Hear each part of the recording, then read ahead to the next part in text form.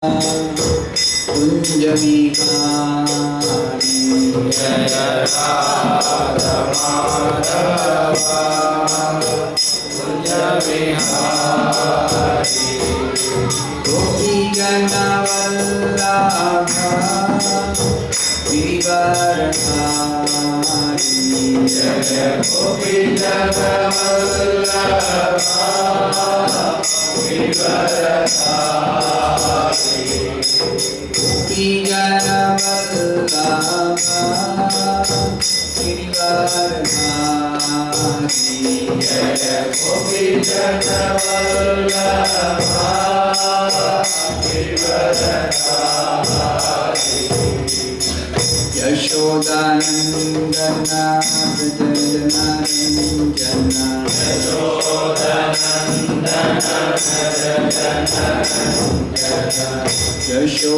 Yashoda-nandana Vrajajana-ranjana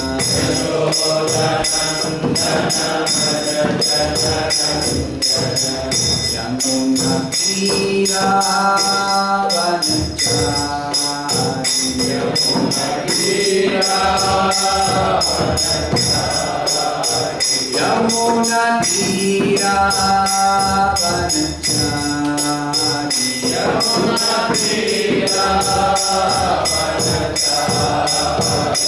Jaya Radha Madhava Kunja-vihari Jaya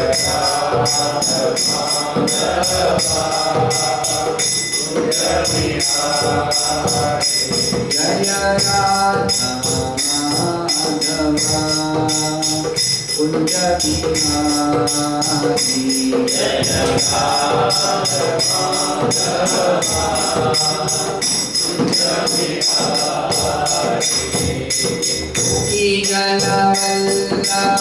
Gopi-jana-vallabha Girivaradhari Jaya Gopi-jana-vallabha Girivaradhari Gopi-jana-vallabha Girivaradhari Jaya Gopi-jana-vallabha Girivaradhari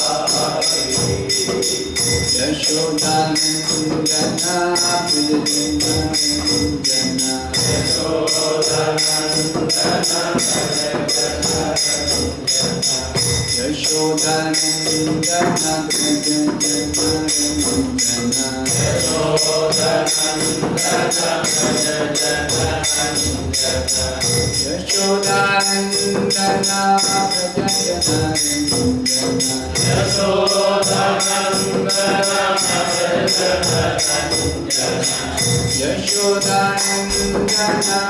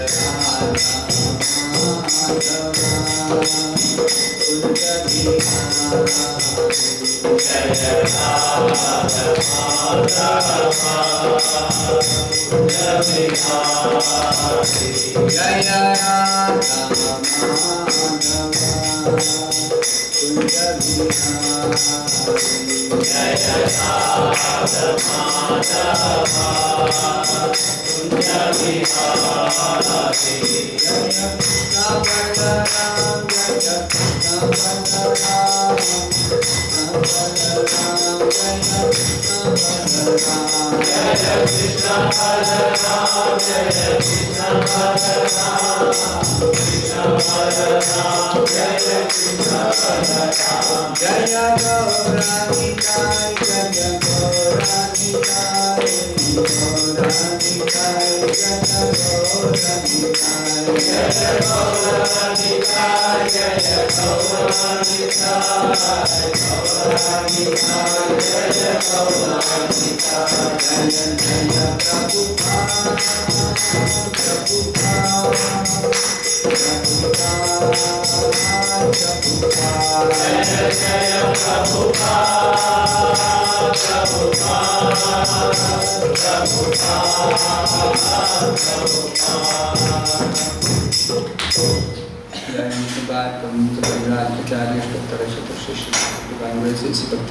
Swami Prabhupada ki jai. ISKCON Samastha Save the whole world.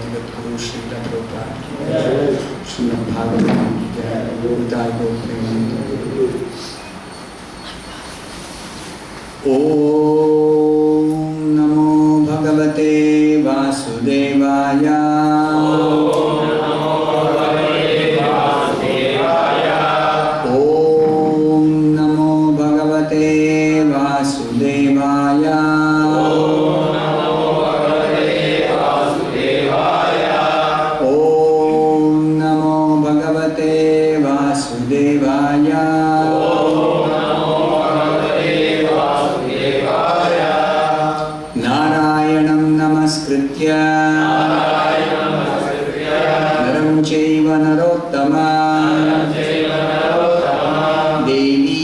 Saraswatīṃ vyāsam tato jayam udiraye nashtaprayeshu bhadreshu nityam bhagavata sevaya bhagavati uttama shloke Bhaktir Bhavati Naishtike. Reading from Srimad Bhagavatam, Canto 2, entitled The Cosmic Manifestation, Chapter 9, answers by citing the Lord's version, text 37. Etat matam samātiṣṭha. Etan matam samātiṣṭha. Etan matam samātiṣṭha. Parameṇa samādhinā. Parameṇa samādhinā. Parameṇa samādhinā. Bhavān kalpa-vikalpeṣu. Bhavān kalpa-vikalpeṣu. Bhavān kalpa-vikalpeṣu. Na vimuhyati. Vimuhyati karhicit. Na vimuhyati karhicit. Na vimuhyati karhicit. Etan matam samātiṣṭha. Parameṇa samādhinā. Bhavān kalpa-vikalpeṣu. Na vimuhyati karhicit. etan matam samātiṣṭha. Etan matam samātiṣṭha. Parameṇa samādhinā. Bhavān kalpa-vikalpeṣu. Bhavān kalpa-vikalpeṣu. Na vimuhyati karhicit. etan matam samātiṣṭha. Etan matam samātiṣṭha. parameṇa samādhinā. Parameṇa samādhinā. Bhavān kalpa-vikalpeṣu. Na vimuhyati karhicit. Etan matam samātiṣṭha. Parameṇa samādhinā. Bhavān kalpa-vikalpeṣu.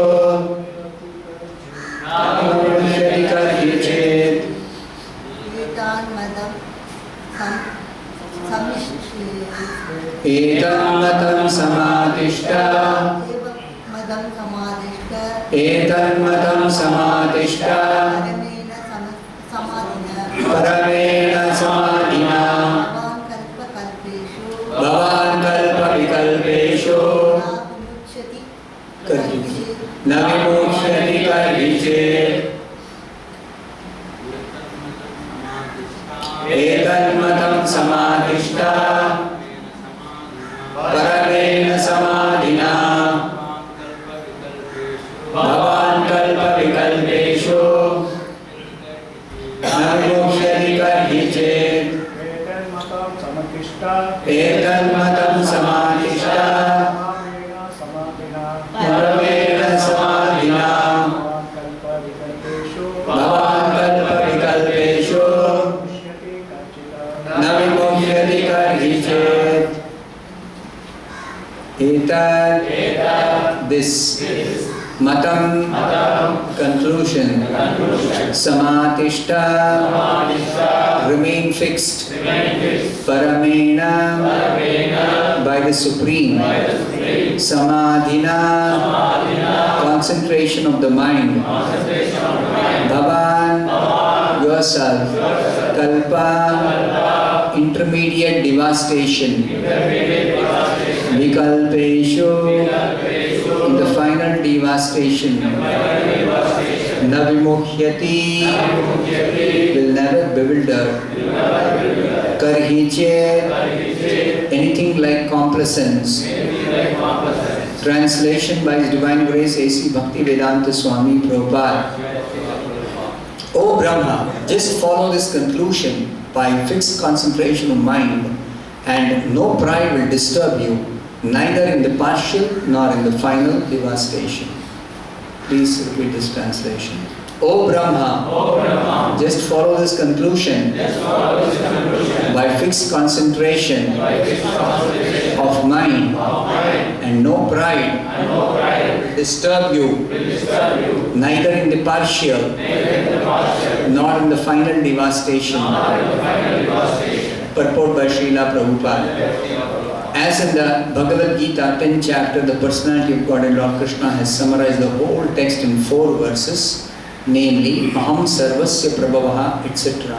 So, the complete Srimad Bhagavatam has also been summarized in 4 verses as Aham Evasam Evagre, etc.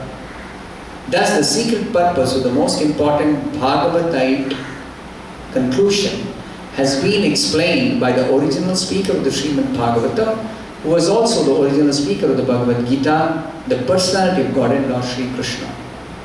There are many grammarians and non-devotee material wranglers who have tried to present false interpretations of these 4 verses of the Srimad Bhagavatam. But the Lord Himself advised Brahmaji not to be deviated from the fixed conclusion the Lord has taught him. The Lord was the teacher of the nucleus of Srimad Bhagavatam in 4 verses, and Brahma was the receiver of the knowledge.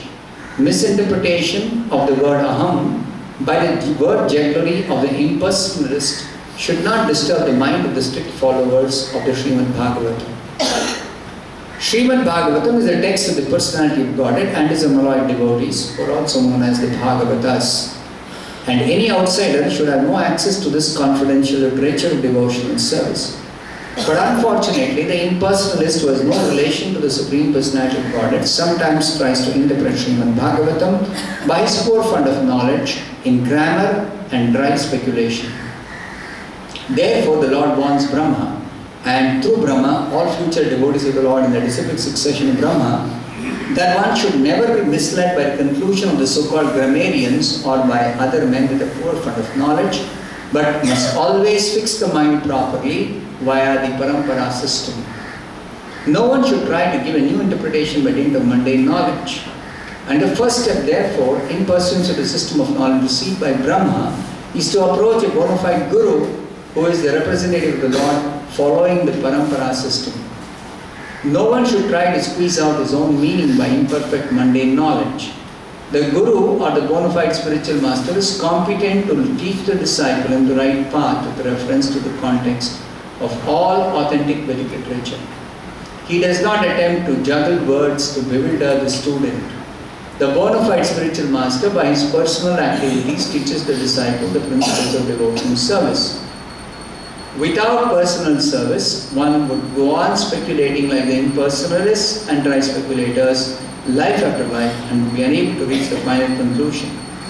By following the instructions of the bona fide spiritual master in conjunction with the principles of revealed scriptures, the student will rise to the plane of complete knowledge, which will be exhibited by development of detachment from the world of sense gratification.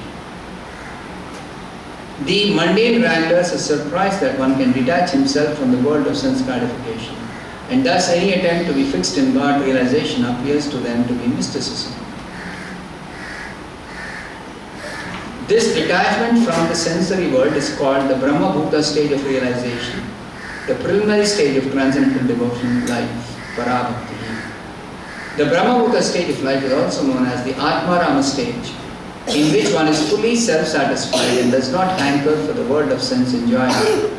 This stage of full satisfaction is the proper situation for understanding the transcendental knowledge of the personality of God.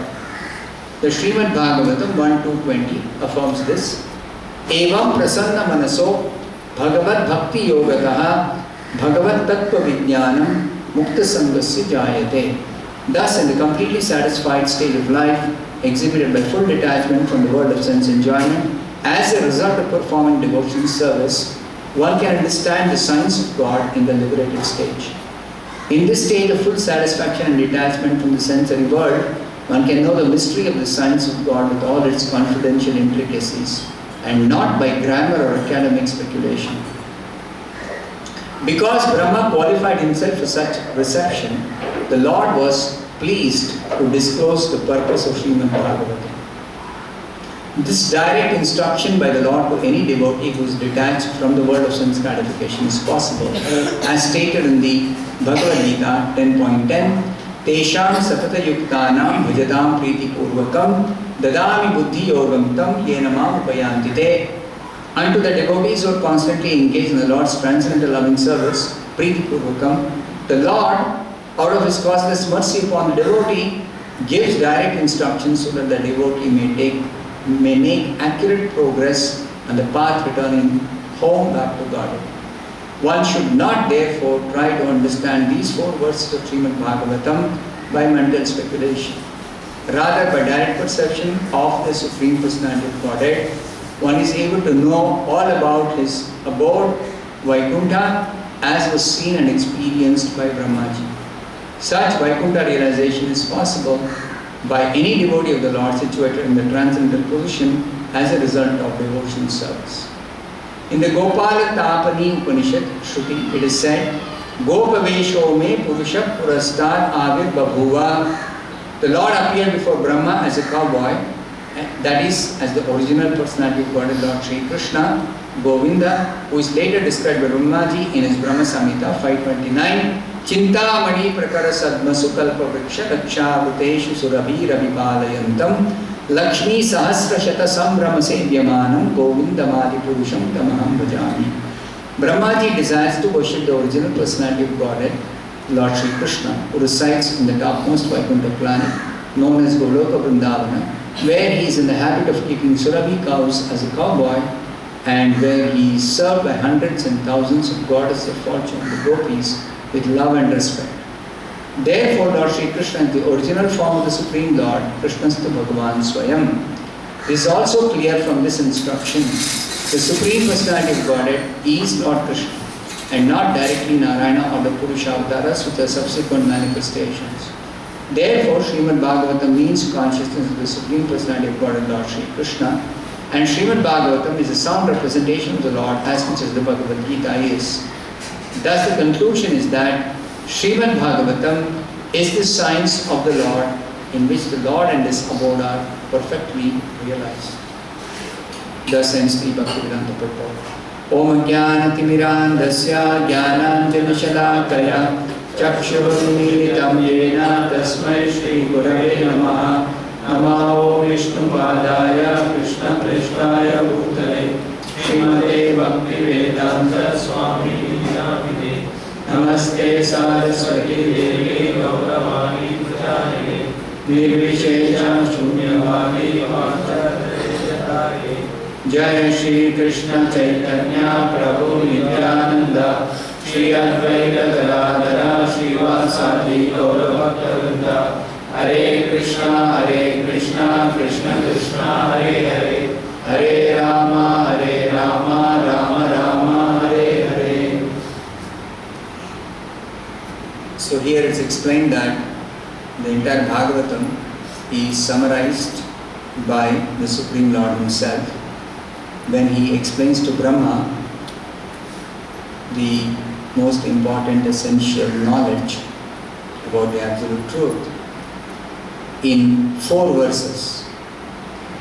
Those 4 verses are the previous verses to this verse. The second canto, 9th chapter, verse numbers 33, 34, 35 and 36.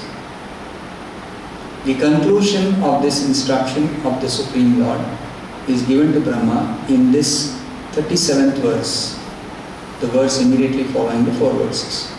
The conclusion is that Brahma should follow this conclusion, whatever Krishna has stated, by fixed concentration of mind, samadhi. Etan matam samātiṣṭha parameṇa samādhinā.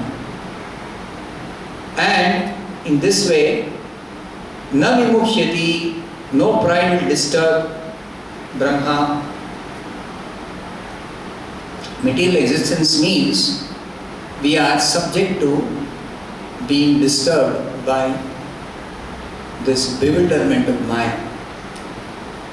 There are so many things that can bewilder our intelligence, our mind.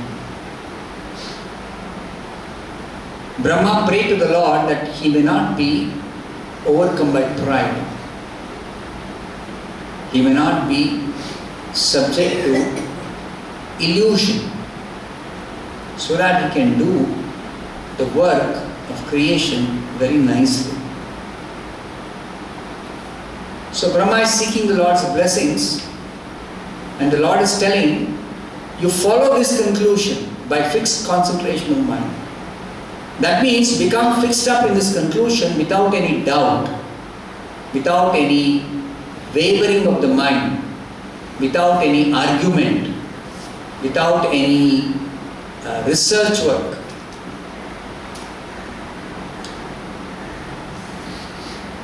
In this world, there is so much of ignorance, there is uncertainty, there is doubt, there is argument, there are different opinions, there are so many different scholars, there are so many different varieties of knowledge. So in this particular type of atmosphere, how can we know what is the absolute truth conclusively, perfectly, without any doubt? How can we know? So the way suggested here, this knowledge about the absolute truth is given by the absolute truth, the original source, the Supreme Lord. And he spoke this conclusion to Brahma. And Brahma is passing down this knowledge in the system of disciplic succession, parampara system. In parampara system, knowledge is received. Evam parampara praptam. Praptam means you receive. And you receive from the proper source. You receive with faith. You receive being properly situated in the right frame of consciousness. And then you can follow this conclusion and make your life perfect, you can actually realize the absolute truth properly. So, Brahma is being advised to follow this conclusion by fixed concentration of mind. Now, how can the mind be fixed up in concentration upon anything? That is possible by yoga practice. Yoga practice is meant for achieving this fixed concentration of mind. And the easiest yoga system to achieve this particular fixed concentration of mind is Bhakti Yoga. In Bhakti Yoga, the mind is attracted towards Krishna through direct contact with Krishna. Krishna is supremely attractive. And therefore, Krishna can attract anyone and everyone. His attraction is very, very, very powerful, supremely powerful. So Krishna attracts through his name, through his deity form, through his instructions in the Bhagavad Gita, through his pastimes described in the Srimad Bhagavatam and the other Puranas, through the knowledge is given in the Vedas, through so many different channels, Krishna attracts. And especially in this Kali Yuga, it is said that we can easily, quickly, effectively get attracted to Krishna through chanting and hearing his holy name. The holy name is as powerful as Krishna. And if somebody chants and hears the holy name of Krishna, especially in the form of this Hare Krishna mantra, then they get attracted to Krishna.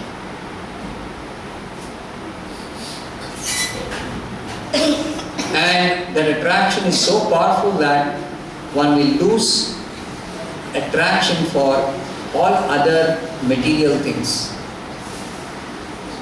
We have experience in the material world.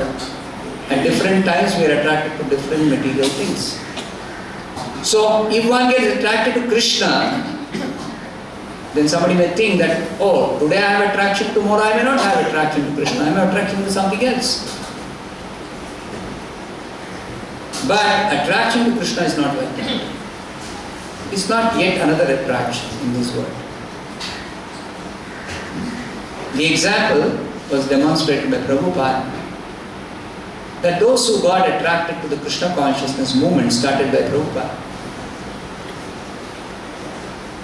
they eventually became completely surrendered devotees of Krishna.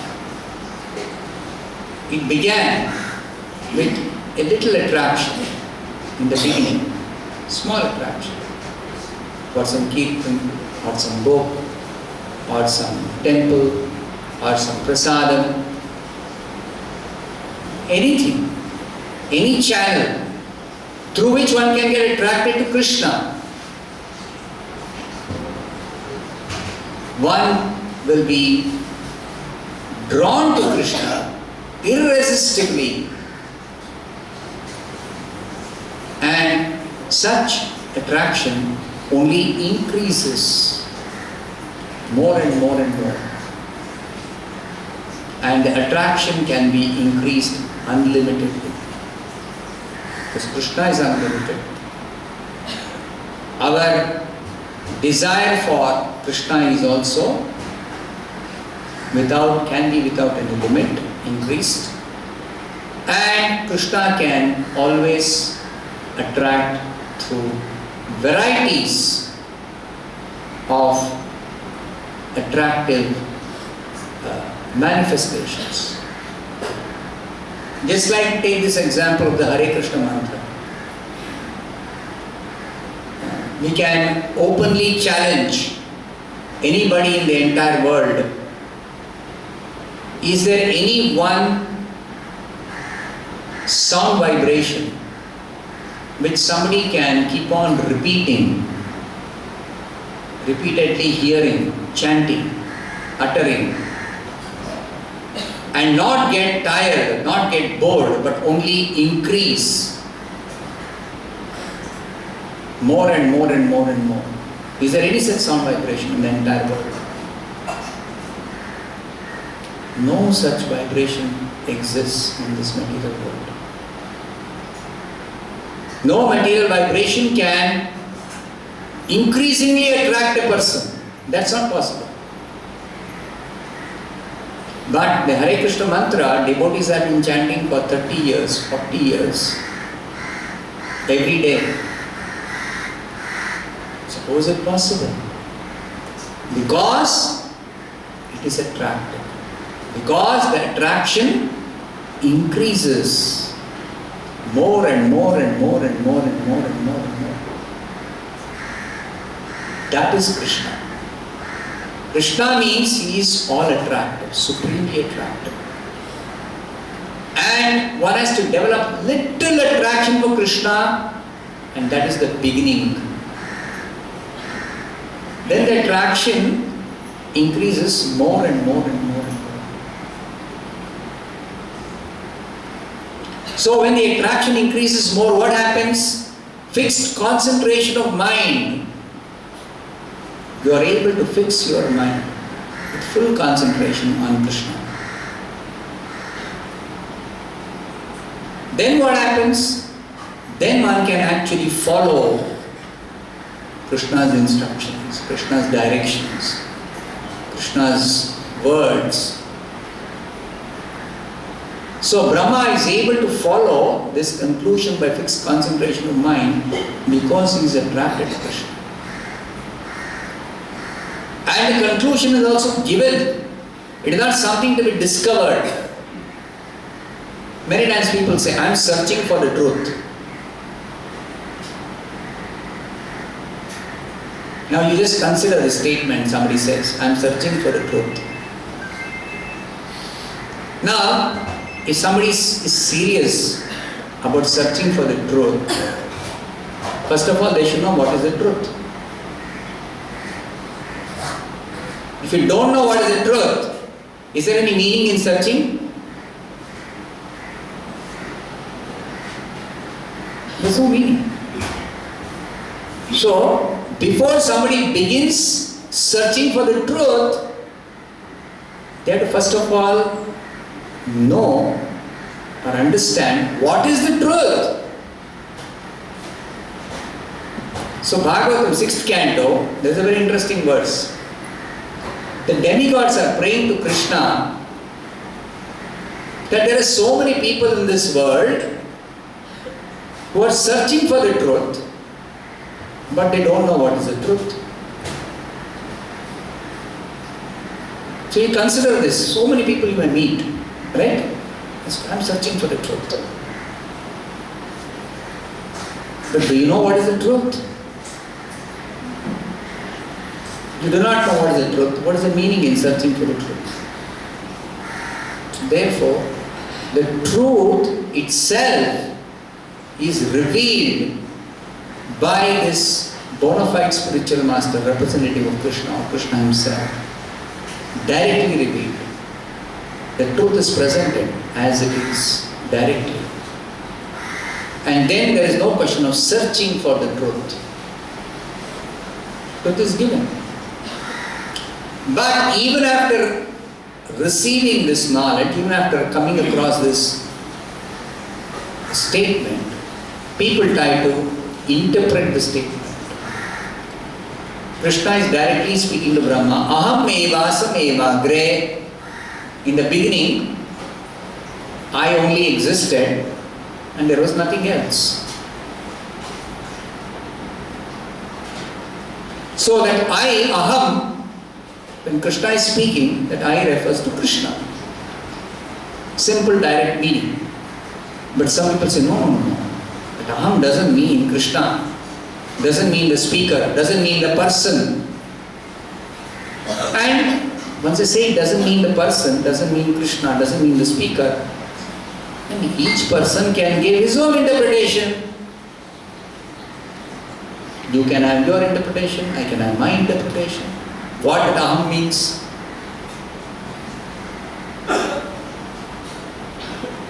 If I tell you, give me water, so a person will straight away take the sentence to me, I'm asking for water, bring water and give.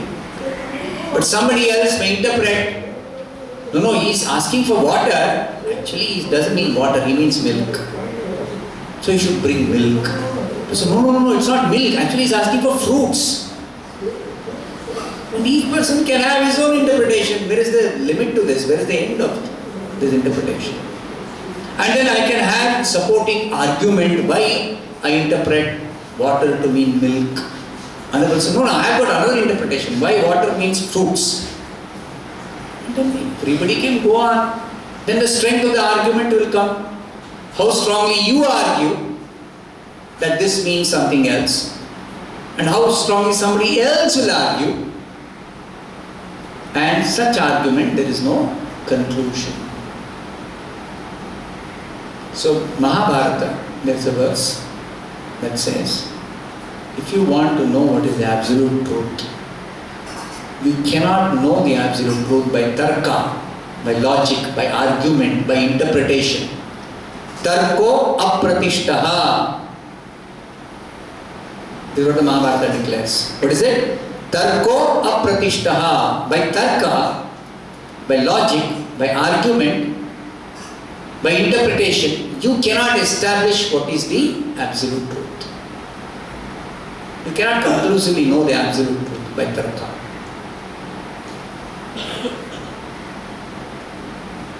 So, the way to study the scriptures, the way to understand the scriptures is take the direct meaning. Whatever is, a person is speaking and is telling, I am the absolute truth, you accept it as it is. And sometimes this absolute truth, this direct meaning, when we directly take the meaning, sometimes it is difficult to accommodate direct meaning.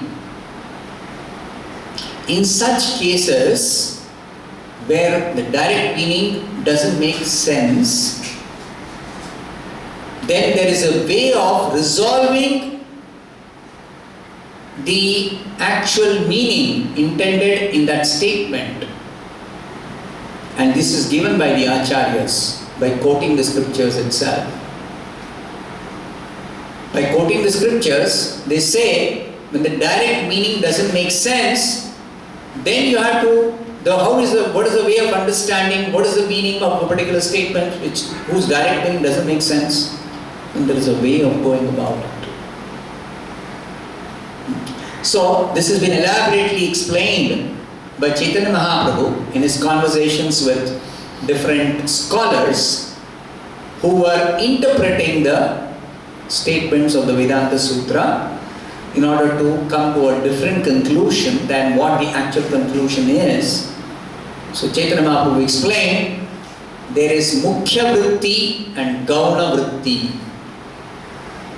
Any statement in the scriptures, there is the direct meaning and there is another meaning which is an explanation because the direct meaning is senseless, is meaningless. And there are examples given.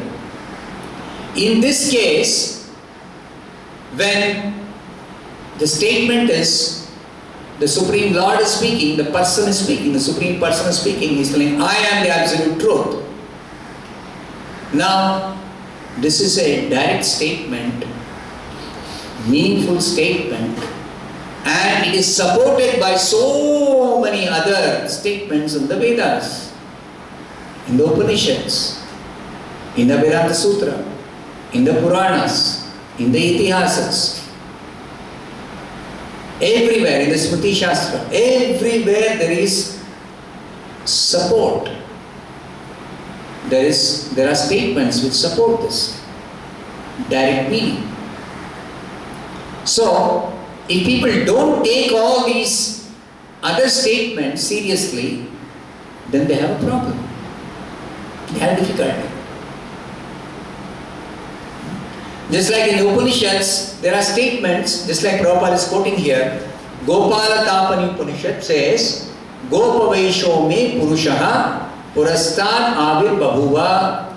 The Lord appeared before Brahma as a cowherd boy, and that is the original personality of Godhead, Lord Sri Krishna or Govinda, who is later described by Brahmā in Brahma Samhita. Chintamani prakarasad masukalpa vriksha lakshavruteshu surabhir avipalayantam. Surabhi cows, avipalayantam is tending. Who's tending the Surabhi cows? Govinda. Govinda is tending the Surabhi cows. Avipalayantam Govindam Adi Purusham. He is the Adi Purusha. He is the original personality of Godhead. Tamaham vajami. I offer my respects to you. So Brahma is stating this. Chintamani prakara sadmasu. And where does he stay? He stays in his abode which is made up of Chintamani, spiritual gems. Lakshmi sahasrachata sambrama sevyamana, being very reverentially served by millions of Lakshmis, goddesses of fortune. They are serving the Lord. Millions of them with great respect, with great reverence. Sambrama sevyamana. And the detailed description is there. That is because in the Gopala Tapani Upanishad it is said that the Lord appeared before Brahma and revealed this truth. Now Upanishad is Shruti. Shruti means that which is coming down since the beginning of creation through the oral tradition. So that Shruti also confirms, Smriti confirms, Puranas confirm, Vedanta Sutra confirms. So many statements are there confirming this fact that the speaker of these 4 verses is a person who is the absolute truth. But somebody wants to interpret and come to a different conclusion, then they can always interpret. Nobody is going to stop them. In this material world, everybody has got what is called as a free will. Any intelligent person has got what is called as free will. He can exercise that free will to interpret some statement, to give a different explanation, to come up with an argument which supports his interpretation. He can search in the scriptures different statements and build up his argument also. Just like there are, during Vyasadeva's time, there are 6 different theses about what is the ultimate truth. From the Vedas, 6 different philosophers are coming up with 6 different explanations for what is the absolute truth. One person says, Karma is the absolute truth. Karma Mimamsa philosophy. And he is taking the statements of the Vedas to support his conclusion, his theory, his explanation, his interpretation. If you ask him, what is the absolute truth? Say, oh, karma is the absolute truth. Another person says, no, atom is the absolute truth. So you say, how do you say atom is the absolute truth? Oh, I can support with so many statements from the scriptures. Same Vedas, different people are taking the statements, interpreting them, supporting with arguments. They put in some examples, some logic, and some evidence, some story, some theory, and they build up a whole thesis. And they are very, very powerful persons in terms of argument. They can convince. They can convince even other intelligent persons. So they will have a school of philosophy. They will have their disciples. They will have their tradition. They will have their students expanding on that. Further theses. And that will go on. And there will always be some people who will support it. So, then there will be so many different interpretations, different theories, different schools of philosophy. And then there are people who are very much curious and they take pleasure in studying different schools of philosophy, different theories. They like to study different theories. They are not serious about what is the actual truth. You see, if you start driving a car from your home, if you have fixed destination, then you straight drive the car to the destination. You may, even if there may be one or two different routes, if there is only one straight road, you take that straight road. If there are two or three different routes, one of the routes you may take to reach your destination, because your goal is to reach the destination. But if there is a person who doesn't have destination and he comes out of his house and sits in the car and starts driving, what do you expect the person to do? Let me go this way and see where it goes. It's a nice route, nice scenery, nice place. Let me go another route. Let me try something else. Oh, some people say this road is good. Some people say this road is good. Some people say the other road is good. Let me try all the three, one after another. No fixed destination. There's no place to go.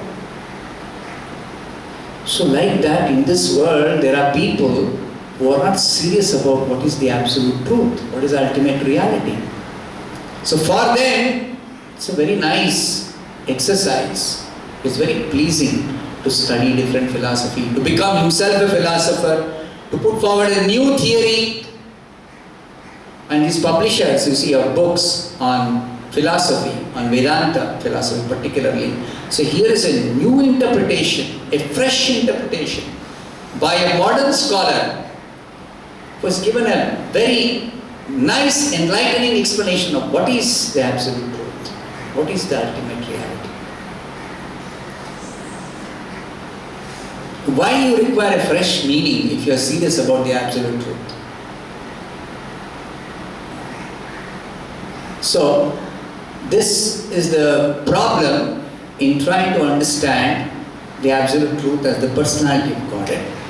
That one can know the absolute truth as the personality of Godhead only if one follows this parampara system where the perfect knowledge is handed down and one simply receives it and properly understands it by following the explanations given by the same persons who are actually handing down. So there is a whole parampara understanding of the absolute truth with sufficient evidence, sufficient explanation, sufficient quotation from the scriptures, sufficient examples. That's a whole Brahma Madhva Gauriya Sampradaya. You see. Acharyas, so many acharyas have written. So many acharyas have explained.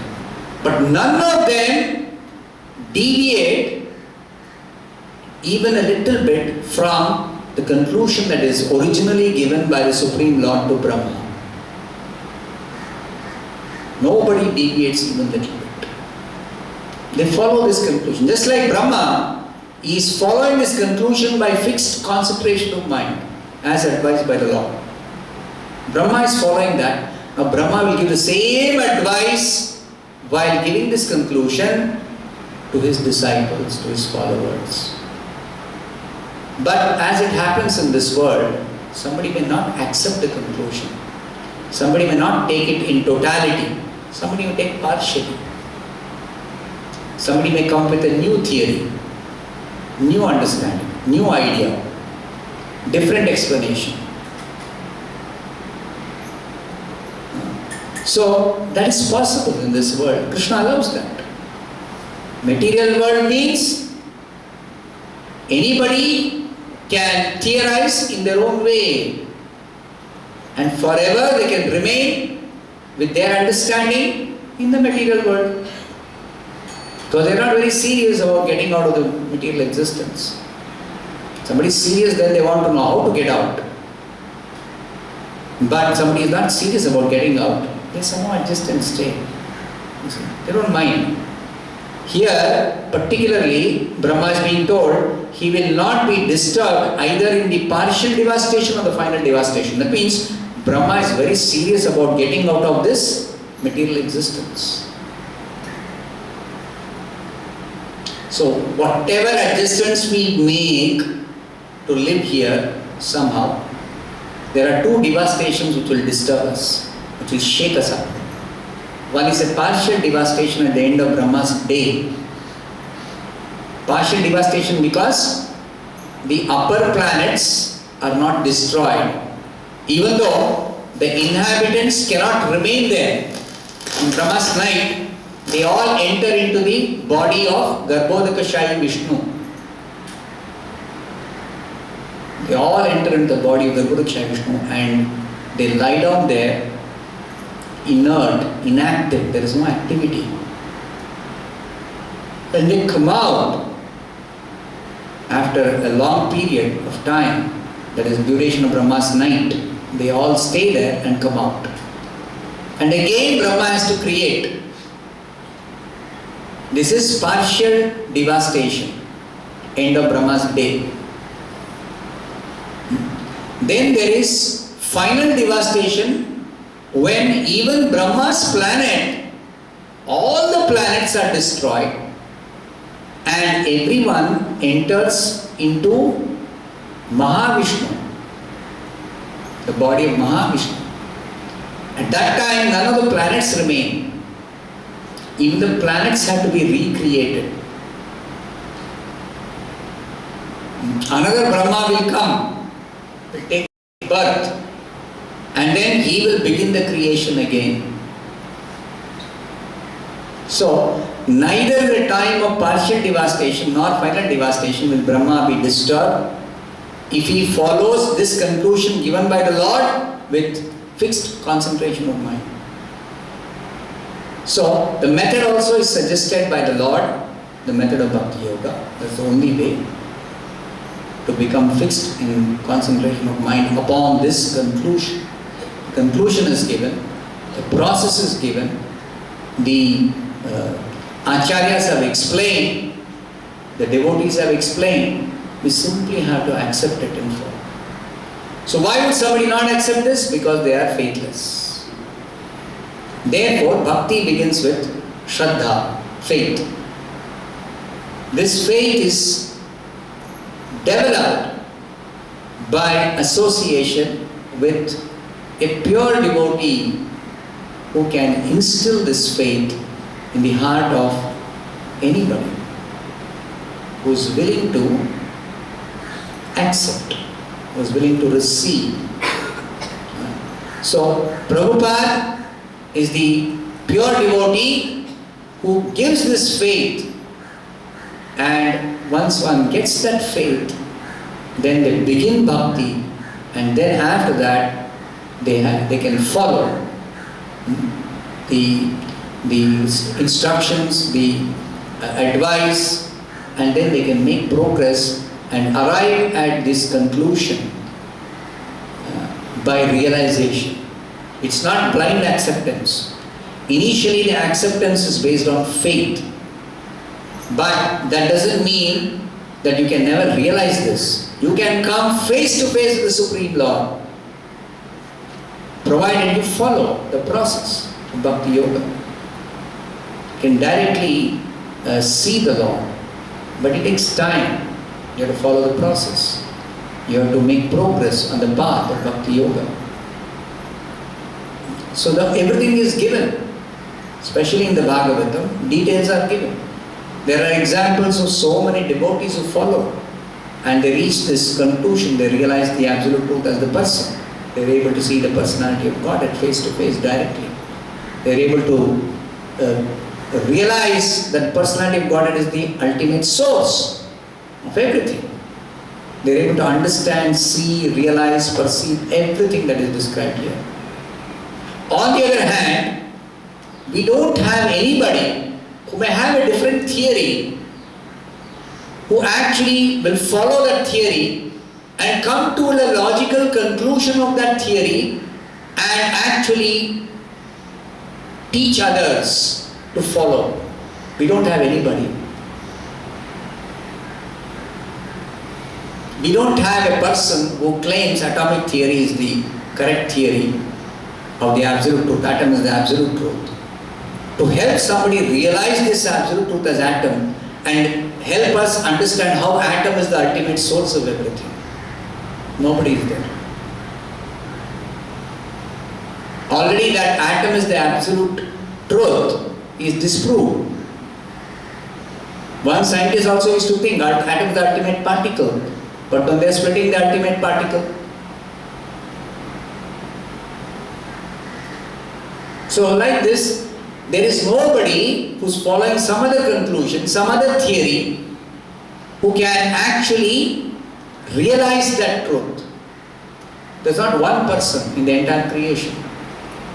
As far as this conclusion is concerned, there are so many devotees since time immemorial, since the beginning of creation, including Brahmā himself. They have realized, they are propagating, they are teaching, they are showing, they are explaining, they have written books, they are traveling. Parivrajaka, and they have always existed in society. The others come and go. These theories, other theories sometimes are there, sometimes are not there. But this conclusion is eternal. It's an eternal truth. It's a fact always. It is not dependent on time, not dependent on persons of this world. No. It is always the truth. It's eternal truth. So we study this, we accept it based on faith in the beginning, we follow the process and we are able to realize this and get the ultimate benefit. We'll stop here. Srimad Bhagavatam ki jai, Prabhu ki jai.